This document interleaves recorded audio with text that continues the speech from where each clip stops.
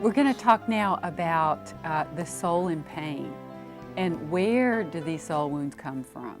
And before we talk about the soul in pain and where soul wounds come from, I always like to use my favorite scripture, which is Romans 5, 3 through 4, and it's this is in the Living Bible, and it says, we can rejoice when we run into problems, for trials are good for us. They help us learn to be patient, and patience develops hope and faith. So that basically, guys, the trials that we go through in our life makes our hope and faith strong and steady. So when we look at our soul in pain, you know, it can be tough sometimes. In my case, it's like a minefield of soul wounds and triggers. But know that as we're looking at the wounds in our soul, that God knew those wounds would be there. He knew we would go through everything we went through, and He can teach our hope and faith to be strong and steady from the things that we incurred in our lifetime. So when we're looking at the origin of soul wounds, we're looking at them from we call it a diagnostic perspective. There are homes that are wounding. If there was a divorce in your home, it's wounding. It is. Even if the divorce was welcome, even if it was a volatile situation. If you lived in an active alcoholic home, you'll have soul wounds. If you lived in a home where there was a chronically ill family member or someone passed away, someone died, you can't help that. It happened. People were ill or they died. But you will be wounded by that because maybe the family had to pay more attention to the sick person than you. Well, you don't begrudge them that, but you need to become aware that in your marriage, if your spouse doesn't pay attention to you, then it could trigger a wound from childhood where you were not attended to because you had an ill family member. If oftentimes frequent moves, and sad to say, but sometimes missionary homes, because the parents are preoccupied with mission work. Or even the pastorate sometimes can be wounding because pastorate is all consuming, and kids that live in pastors' kids end up living in a fishbowl and they're watched a lot. And so that can be wounding. So we want to look at those environments that can create soul wounds and then help us understand what those environments did to us. When we talk about wounds, guys, if you look at the workbook there, we're talking about, we kind of made a separation between what we call active abuse and passive abuse. And we're talking in terms of soul wounds here and how were we impacted. And certainly I think active abuse is something we can all identify with and understand that if you were impacted in one of these ways, it will certainly create a soul wound. Things like physical abuse, verbal abuse, psychological or emotional, and certainly sexual abuse. I mean, these are very overt acts, and I think we all understand that they can wound the soul.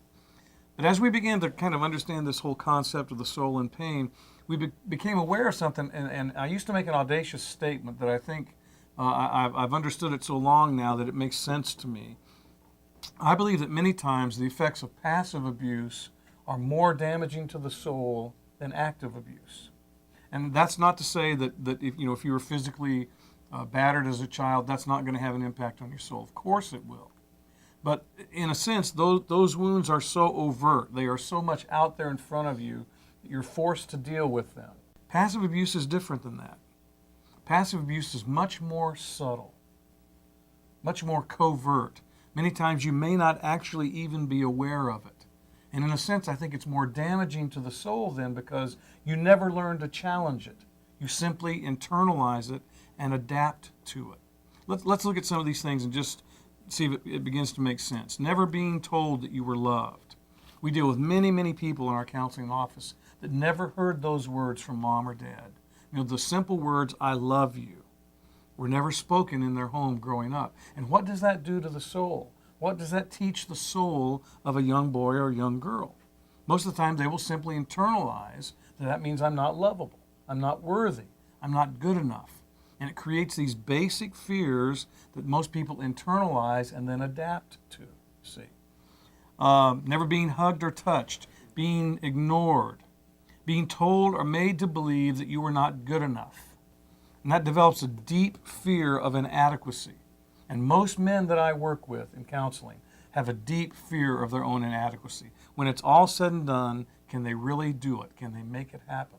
And it's interesting, that comes from a lack of affirmation from dad, you see. Subtle. Not really ever talked about. But on the other hand, completely internalized. And I believe many times the effects of passive abuse are stronger than active abuse because we never learn to challenge it. We simply internalize it.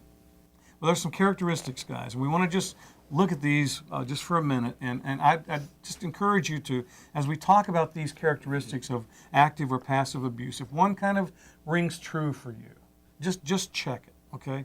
It's not a condemnation. We're not saying you're a bad person for having that. But this is our first awareness that something may be stirring in the soul that we want to look at in terms of these active or passive wounds, okay? Supersensitivity. That's kind of a double-edged sword characteristic. It's good in the sense that you can be sensitive to other people and their needs. It's bad when you internalize it. So that sensitivity that has my feelings be raw and kind of out there too is a characteristic of some kind of woundedness. A need for perfectionism. Low self-esteem, where do we learn that? Lack of affirmation from mom or dad. If they don't affirm us, we internalize that that means we're not worthy, you see. Low self-worth. A sense of unworthiness. A wrong idea of God. Well, where do we learn that? We tend to project onto God the characteristics of our fathers. A fear of failure, fear of success. Again, a lack of affirmation. A depression, which is emotional, not biochemical. We say that the definition of depression therapeutically is anger turned inward. It's anger that I turn in on myself.